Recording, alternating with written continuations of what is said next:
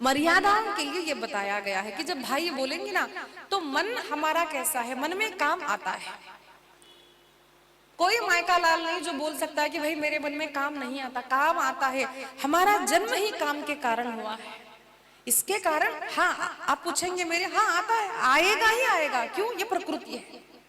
इसीलिए हम जब मर्यादा बनाए रखते, भैया, चाचा जी, काका जी, तो ये वो शब्द हमको मर्यादा में रखेंगे कि अरे ये बड़ा है, ये पिता तुल्य है, ये भाई तुल्य है।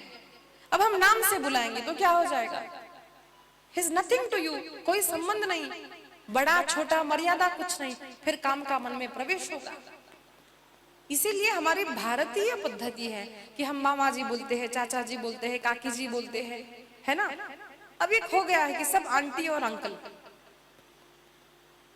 मामी पण आंटी आणि आत्या पण आंटी, मौशी पण आंटी, सगळे आंटी। किती छान वाटतं ना, घर में आई चाची जी, बुआ जी, मासी जी, अच्छा लगता है।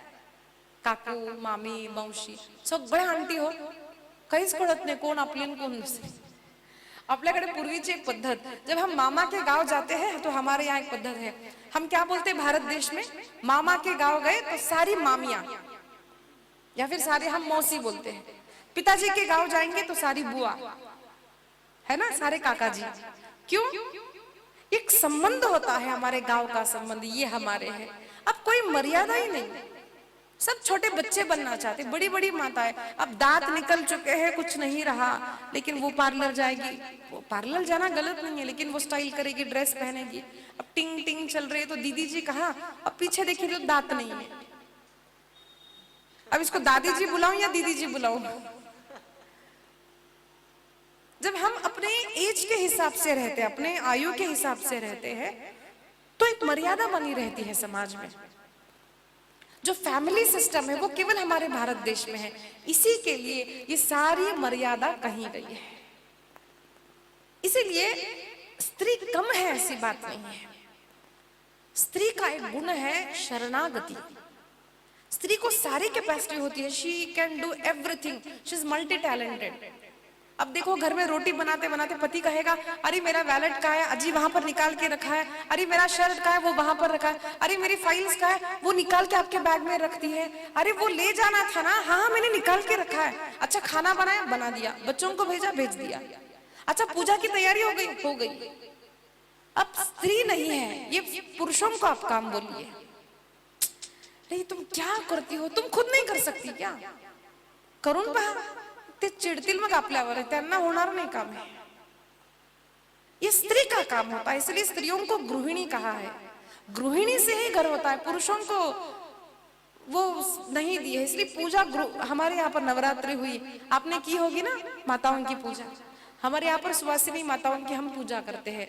बच्चियों की पूजा होती है, बेटों की थोड़ी पूजा होती है, लड़कों की नहीं होती, ना पुरुषों की पूजा होती है। क्योंकि स्त्री शक्ति है, स्त्री के कारण ही संसार है, स्त्री के कारण ही घर बार है हमारा, इसलिए स्त्री का पूजन होता है। क्यों?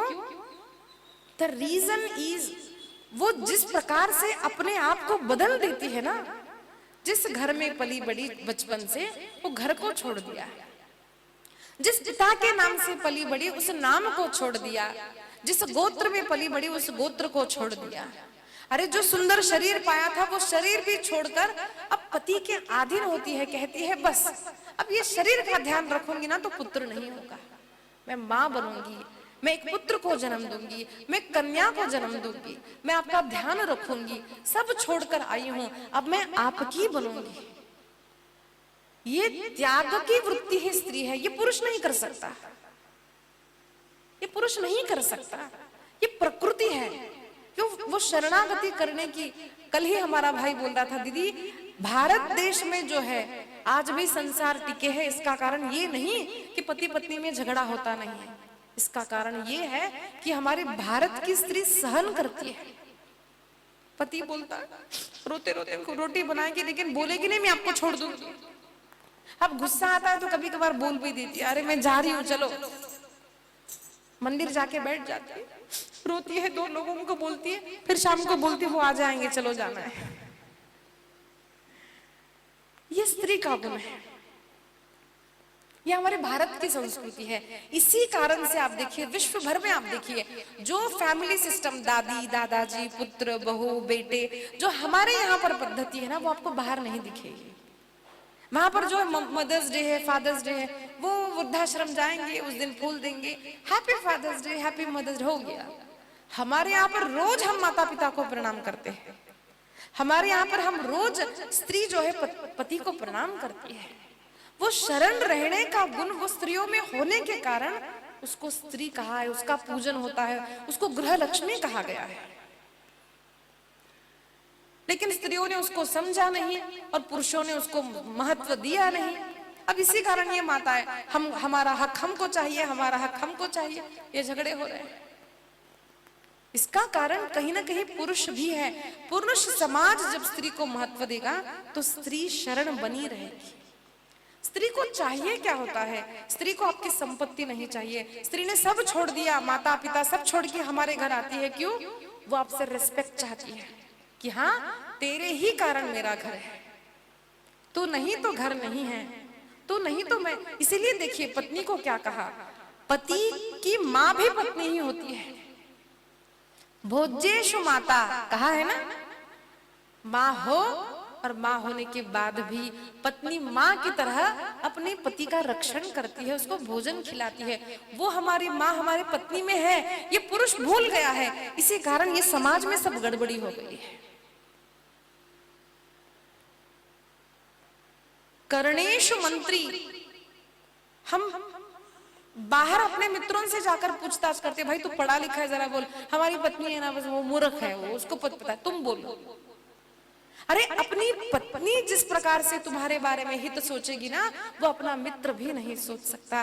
पत्नी को अपनी मंत्री बनाइए, पत्नी को पूछिए, वो अधिकार दीजिए, तुम्हें क्या लगता है हमें करना चाहिए, ऐसा करना चाहिए, तो वो आपके हित का सोचेगी। इसलिए पत्नी को मंत्री कहा गया है। केवल शयनेषु रंभा तक ही उसको कर दिया, या फिर घर की काम वाली करने तक वो काम वाली बाई बन गई। क्यों बन गई है? वो स्त्री है, वो शक्ति है, वो हमारी माँ है। माँ के बाद वाली माँ हमारी पत्नी होती है। जब व्यक्ति बूढ़ा होता है ना, उसको सबसे ज्यादा आवश्यकता अपनी पत्नी की होती है। बेटे बेटियां सब अपने काम में लग जाएंगे, ध्यान रखेगा कौन? तब शरीर की आवश्यकता नहीं होती, तब दोनों को एक दूसरे के मन की आवश्यकता होती है, उस साथ की आवश्यकता होती है। यही तो पति पत्नी का जीवन होता है। इसीलिए वो दासी है मत समझिए, उन्होंने शरणागत की है, मैं सब छोड़कर आपकी सेवा करूंगी, उनका स्वीकार किया है। और बात हुई तो कर्दम महर्षि ने कहा, महाराज मेरी इच्छा है कि मैं पुत्र होने तक ही संसार करूंगा, उसके पश्चात में संन्यास ग्रहण करूंगा। विवाह से पहले ही बोल दिया। तो पिता ने अपनी कन्या की ओर देखा तो उसने कहा, हाँ ठीक है। ये मैं विस्तार से क्यों बोल रही हूं? हम विवाह क्या समझते हैं? माता पिता बात करेंगे, इतना देना, एवढा हुंडा तेवढा हुंडा, इतना देना, ये देंगे वो देंगे, बस हो गया। फिर शादी के 2 दिन बाद बेटी घर वापस। पति और पत्नी जो विवाह करना चाहते हैं, उन दोनों का जीवन में अगर उद्देश्य एक हो तो जीवन उनका संसार अच्छा बना रहे। अब एक चाहती है भक्ति करना, एक कहेगा भाई तुमको रोज पिक्चर जाएंगे, बाहर जाएंगे, रेस्टोरेंट जाएंगे, अब दोनों की बनेगी नहीं। इसीलिए हमारे यहाँ देखिए कैसा होता था प्रथा, कुम्हार के घर में सारे कुम्हार ही होते थे, वो कुम्हार के घर में शादी करते थे। क्यों? क्योंकि कुम्हार की पत्नी को, माँ को, उस बेटी ने देखा है कि माँ कैसे सेवा करती है अपने पति की, वो जानती है, शी इज ट्रेन्ड। अब वो पति के घर जाएगी तो वो ट्रेंड बनकर जाएगी, बचपन से ट्रेन किया है, वो एक अच्छी पत्नी बनेगी। डॉक्टर की पत्नी डॉक्टर, ये आजकल यही हो रहा है। इसलिए लड़का बोलता है मुझे डॉक्टर चाहिए, इंजीनियर बोलता है मुझे इंजीनियर चाहिए, मेरे साथ काम करने वाली चाहिए। ये आज हो रहा है, ऐसा नहीं, ये पूर्व से है। पूर्व में भी हमारी माताएं काम करती थी, कुम्हार की पत्नी भी है ना, कुम्हारिन काम करती थी। उसके कारण दोनों का मन मिलाव, एक ही उद्देश्य होने के कारण संसार अच्छा रहता था। अब ऐसा है कि लड़का एक है, लड़की एक है, झूठ बोल करके शादी करनी चाहिए, ये हमने कहीं सुना है जो शास्त्रों में नहीं है, वो झूठ बोलेंगे शादी कर देंगे। यहाँ पर स्पष्ट कहा, मैं पुत्र होने के बाद संन्यास लूंगा, और कन्या ने हाँ कहा तब विवाह हुआ है। दोनों का विवाह संपन्न हो गया और क्या हुआ, दूसरे ही दिन वो हनीमून के लिए नहीं गए। दूसरे ही दिन कर्दम महर्षि तपश्चर्या के लिए चले गए। ये महत्वपूर्ण बातें हम आपको क्यों बोल रहे हैं विस्तार से, क्योंकि आप समझिए हमारे घर में, हमारे समाज में क्या हो रहा है and what is the need of Bhagwat. आज भागवत हमारे बच्चों के लिए क्यों आवश्यक है। जब वो चले गए तो देवहूति ने ये नहीं कहा अरे बाहर ही जाना था तो फिर मुझसे शादी क्यों की, क्यों शादी करके मुझे लाए, मैं घर पर अकेली हूँ, बोर हो रही हूँ, ये नहीं कहा। हाँ मैं जानती हूँ मेरे पति तपस्वी है, तपश्चर्या करने के लिए चले गए, वो घर में है, घर का संभाल करती है। अनेक वर्षों तक पति तपश्चर्या में है, माता देवहूति सेवा करती है। और कई वर्षों के पश्चात कर्दम महर्षि का ध्यान गया, अरे अनेक वर्ष बीत गए, मेरी पत्नी का शरीर कृश हो गया है। दया आई, देखिए पति को अधीन कर लिया है, उनको दया आई, प्रेम, उनको बड़ा प्रेम लगा अपनी पत्नी के ऊपर। क्यों? उन्होंने देखा आज तक मेरी पत्नी ने कुछ मांगा नहीं मुझसे, केवल सेवा करती रही। और आज उन्होंने पूछा देवहूति तुम्हें क्या चाहिए, तुम्हारी जो इच्छा हो बताओ, मैं पूर्ण कर दूंगा। देवहूति ने शर्माते हुए कहा प्रभु आपने ही कहा था कि एक पुत्र प्राप्ति के बाद आप संन्यास लेंगे। तात्पर्यार्थ ध्यान में लिया, ऐसा नहीं कहा कि आप समझ जाओ, ऐसा नहीं कहा। इनडायरेक्टली मर्यादा, लाज, शर्म है ना, ये पहले होता था, ऐसे होती थी। अब तो ऐसा है कि लड़का ऐसे बैठा रहेगा, लड़की तो बैठे क्या रे क्या पढ़ा है तो, ये होता है। वो अपने आप को बड़ी बड़ी समझती है। अब लज्जा नहीं, शर्म नहीं, क्या है, सब तो करते हैं, सब करते हैं, फिर भी एक मर्यादा है, फिर भी एक लाज है, उसको माता कहा जाता है, उसको लड़की कहा जाता है। लज्जा से, मर्यादा से कहा तो पति ने कहा ठीक है जाओ उस सरोवर में स्नान करके आओ। और भगवान का बिंदु, जल बिंदु वहां पर गिरा था। क्यों? कर्दम ने इतनी तपश्चर्या की है, मेरे लिए ये जीव ऐसी तपश्चर्या करता है, उसको देखकर आनंद हुआ और भगवान के नेत्र में से जल नीचे गिरा था, वो सरोवर बिंदु सरोवर। और भगवान ने कहा कर्दम महर्षि ने जाओ वहां पर स्नान करो। और जैसे ही स्नान करके बाहर आई, उसको सुंदर रूप पुनः प्राप्त हो गया और एक ऐसा विमान बनाया है, बड़ा विस्तार भागवत में आया, अब समय नहीं है, लेकिन कर्दम महर्षि ने एक ऐसा विमान प्रकट किया है तपश्चर्या से, जहां पर 6 ऋतु है, जहां पर अनेक कमरे हैं। ये कब का ग्रंथ है? कम से कम 5000 वर्ष पूर्व का है ना। सो हमको जो लगता है कि आजकल भाई एयरक्राफ्ट, एयरप्लेन जो बना है, हम पढ़े लिखे लोगों ने बनाया है, ये फ्लाइट का कभी एक्सीडेंट नहीं हो सकता है, क्योंकि ये मन की गति से चलता है। यहाँ पर दिया है, ये मन की गति से चलने वाला है। मन में आया रुक गया, मन में आया नीचे आया, मन में आया ऊपर गया। 6 ऋतु है, अनेक फल है, खाने के लिए सब कुछ है, बड़ा सुंदर वर्णन यहाँ पर आया है। और वहां पर बिठाकर माता के साथ, अपनी पत्नी के साथ कर्दम महर्षि ने विहार किया है। उस विहार के बाद उन्हें 9 कन्याओं की प्राप्ति हुई है। पुनः दोनों वापस आए और अब कर्दम महर्षि ने कहा अब तुम बच्चों का संगोपन करो। वो छोटी छोटी बेटियां बड़ी होने लगी। अब कर्दम महर्षि ने कहा एक पुत्र होना चाहिए, लेकिन पुत्र कैसा होना चाहिए? पुत्र और संतति संभोग के कारण नहीं होनी चाहिए। केवल संभोग से अगर होती है तो असुर पुत्र भी हो सकता है, बुरी कन्या भी हो सकती है। इसीलिए कहा जाता है कि एक जीव को जन्म देने से पूर्व हमारे यहाँ पर संस्कार होते हैं, जिसको गर्भ संस्कार कहा जाता है, जो ब्राह्मणों को बुला करके मंत्रों द्वारा यथा इष्ट पूजा की जाती है। क्यों? गर्भ में कोई भी जीव नहीं आना चाहिए। It's a science. ये तृतीय स्कंद में बड़ा अच्छा आया है कि कैसे गर्भ को हम बुला सकते हैं। It is very practical. आज भी अगर एक माँ चाहे मुझे छत्रपति जैसा पुत्र चाहिए, हो सकता है। आज एक माँ चाहे मुझे शंकराचार्य पुत्र हो सकता है। लेकिन उसके लिए माता पिता को, अपने गर्भ को, पुरुष को, अपने वीर्य को ऐसा बनाना पड़ेगा। पहले है ना प्री प्रिपरेशन। तो उस प्रकार से उनकी दिनचर्या, जीवनचर्या, खान पान, विचार जब होगा, तब जब उन दोनों का मिलन यथा योग्य समय, नक्षत्र तारा आदि सब देखा जाता, उस समय पर अगर होता है तो एक दिव्य जीव को, एक भारतीय संस्कृति कहती है तुम दिव्य जीव को अपने गर्भ में ला सकते हो। ये हमारी आर्य सनातनी वैदिक हिंदू संस्कृति है and it is very scientific. और आप चाहते हैं बुरा पुत्र हो जाएगा, वो भी हो जाएगा। संसार का राज करने वाला वैसा भी होता है। इसलिए माँ को कहा है जननी संस्कारों की जननी है। माँ चाहती है तो सब कुछ हो सकता है। केवल पुरुष के चाहने से कुछ नहीं होता, माताओं के मन में होना चाहिए। तब दोनों ने निश्चय किया और दोनों ने तपश्चर्या की है कि भगवान हमारे पुत्र हो। हमारी भारत भूमि कैसी है, एक भारत सनातन धर्म में ही ये है कि हमारे यहाँ पर ऋषि मुनि साधु संत राजा दशरथ भगवान के पिता हुए हैं, दक्ष भगवती के पिता हुए हैं। ये हमारे भारत की संस्कृति है। हमारे यहाँ पर हम भगवान के भी माता पिता बन सकते हैं। ये हमारे भारतीय सनातनी संस्कृति है। तो दोनों ने प्रार्थना की प्रभु आप हमारे पुत्र होकर आए। दोनों ने तपश्चर्या की है और यथा योग्य समय पर साक्षात भगवान कपिल महर्षि प्रकट हुए हैं। कपिल महाराज की जय, कपिल भगवान की जय। शुकाचार्य महाराज वर्णन करते हैं राजन, ये सारी कथा मैत्रेय ऋषि सुना रहे हैं और कर्दम महर्षि फिर तपश्चर्या करने के लिए जाने वाले थे और भगवान से आज्ञा ली है प्रभु आप स्वयं प्रकट हुए हो तो मैं तपश्चर्या करने के लिए जाऊं या फिर आपकी सेवा करूं।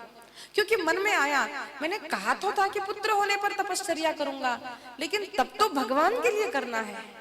अब भगवान घर पर है तो मैं तब के लिए जाऊं या फिर घर पर रहूं।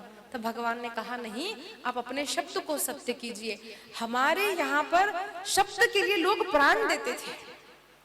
अरे मैंने कहा है मैं नहीं करूंगी तो ऐसा लगता, लेकिन आज क्या है, शब्द दिया जाऊ दे, काल म्हणलो होतो ना विसरून जा, ऐसा नहीं था। शब्द प्रमाण था हमारे पास, शब्द प्राणों से भी बढ़कर था। हमने शब्द दिया है हम करेंगे। तो भगवान ने कहा नहीं पिताजी आप जाइए, आप तपश्चर्या कीजिए। साक्षात ब्रह्मा आए हैं, गायत्री आए हैं, अनेक देवी देवता आए हैं। किसी ने भगवान को कमंडलो दिया है, किसी ने मृग छावक दिया है, अनेक वस्तु भगवान को प्रदान की है और सभी आशीर्वाद देकर प्रणाम करके देवलोक को पधारते हैं। और अब कपिल महामुनि धीरे धीरे बड़े हो रहे हैं, कन्याएं बड़ी हो गई है और ब्रह्मा जी ने उन 9 कन्याओं का विवाह 9 ऋषियों के साथ कर दिया है।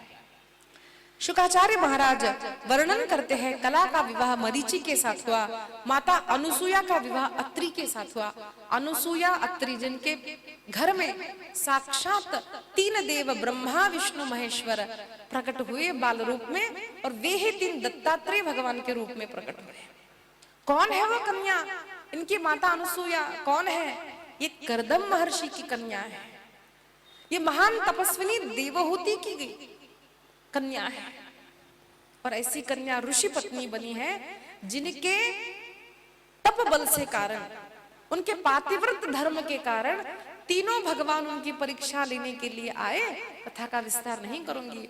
और वे ही 3 दत्तात्रेय बनकर प्रकट हुए। आइए उनका स्मरण करते हैं। दत्तराज महाराज जय जय, गुरुराज महाराज।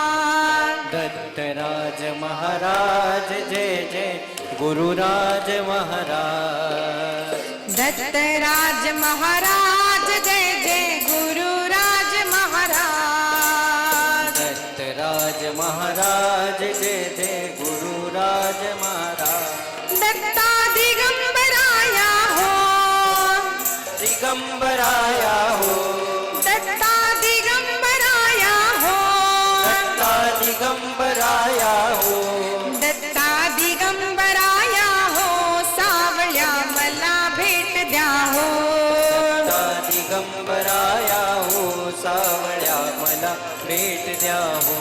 दत्ता अवधूताया हो, सावळ्या मला भेट द्या हो। दत्ता अवधूताया हो, सावळ्या मला भेट द्या हो। दिगंबरा दिगंबरा, श्रीपाद वल्लभ दिगंबरा। दिगंबरा दिगंबरा, श्रीपाद वल्लभ दिगंबरा।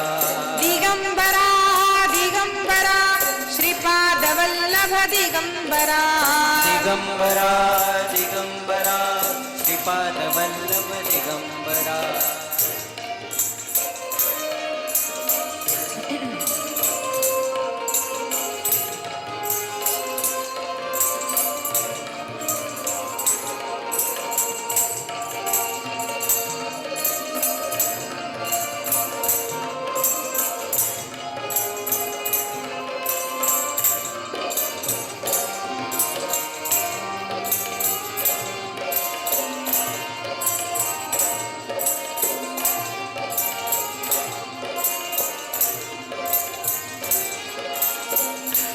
दत्ता अवधूताया हो दत्ता अवधूताया हो दत्ता दिगंबराया हो दत्ता दिगंबराया हो दत्ता श्री गुरुराया हो सावळ्या मला भेट द्या हो दत्ता दिगंबराया हो सावळ्या मला भेट द्या हो दत्ता श्री गुरुयाया हो सावळ्या मला भेट द्या हो दिगंबराया हो सावळ्या मला भेट द्या हो दत्ता दिगंबराया हो दत्ता दिगंबराया हो दत्ता अवधूताया हो दत्ता अवधूताया हो दत्ता दिगंबराया हो सावळ्या मला भेट द्या हो दत्ता दिगंबराया हो सावळ्या मला भेट द्या हो दत्ता श्री गुरुराया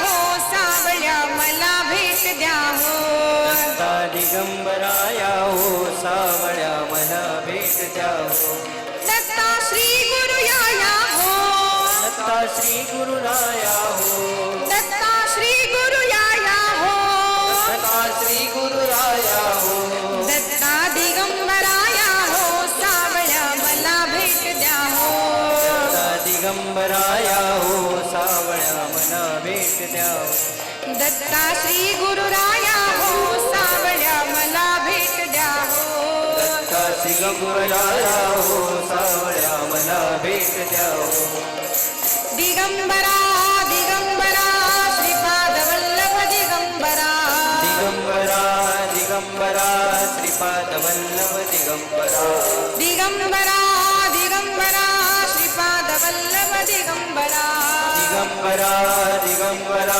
श्रीपाद वल्लभ दिगंबरा श्रीपाद वल्लभ दिगंबरा श्रीपाद वल्लभ दिगंबरा श्रीपाद वल्लभ दिगंबरा श्रीपाद वल्लभ दिगंबरा श्रीपाद वल्लभ दिगंबरा श्रीपाद वल्लभ दिगंबरा श्रीपाद वल्लभ दिगंबरा श्रीपाद वल्लभ दिगंबरा अवधूत चिंतन श्री गुरुदेव दत्त दत्तात्रेय भगवान की श्रीपाद वल्लभ दिगंबरा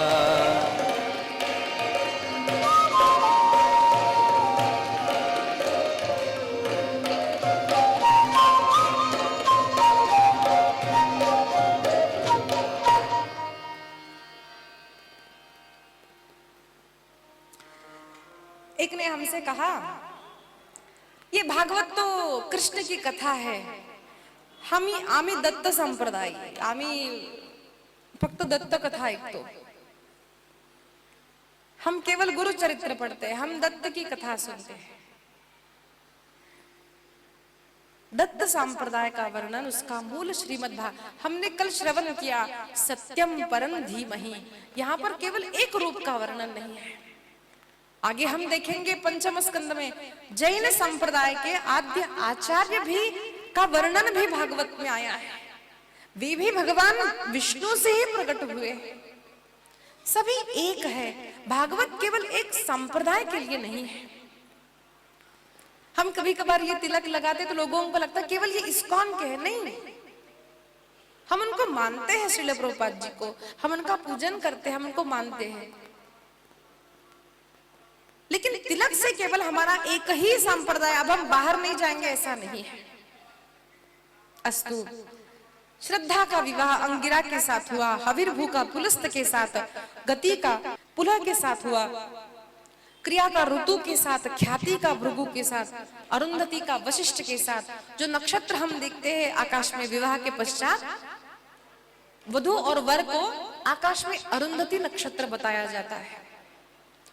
तो जब कन्या को पूछा जाता है देखो वहां नक्षत्र, तो उसको बोलना है हाँ दिखा। क्यों? ये रीति रिवाज क्यों होता है? लोगों को लगता है कुछ भी है कि ऐसा नहीं है।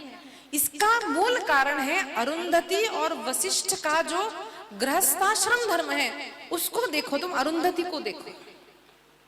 अरुंधति जो स्त्री है वो नक्षत्र हुई है, वशिष्ठ की पत्नी है, जो वशिष्ठ भगवान प्रभु राम के गुरु है। उनका गृहस्थाश्रम कैसे हुआ, ये पुराणों में कथा आती है। क्यों बताया जाता है? क्योंकि कन्या को ये बोलना है, उसका तात्पर्य अर्थ है कि बेटा तुम एक घर की गृहिणी हो रही हो, तुम मेरी पत्नी हो रही हो ना, तो मैं वशिष्ठ बनूंगा और तुम मेरी अरुंधति बनो। दिखाई दी अरुंधति? हाँ दिखाई दी। केवल नक्षत्र दिखाना नहीं है, उसको पहले ग्रंथ पढ़ाना है। इसलिए प्री मैरिटल वर्कशॉप्स हम सदेहा सनातन एकेडमी के द्वारा ये वर्कशॉप लेना चाहते बच्चों को। बेटा केवल विवाह यानी कोई रीति रिवाज नहीं है, बस मैंने पसंद किया विवाह किया, फिर जब चाहो डिवोर्स ले लिया, ये विवाह नहीं है।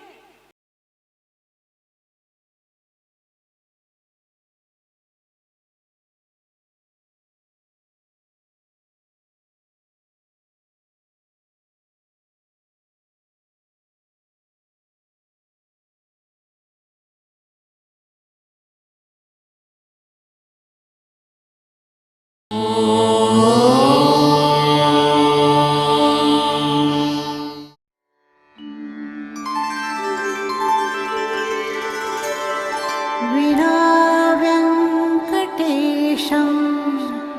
ननाथो ननाथः सदा व्यङ्कटेशं स्मरामि स्मरामि। हरे व्यङ्कटेश प्रसीद प्रसीद। प्रियं वेङ्कटेश प्रयच्छ प्रयच्छ।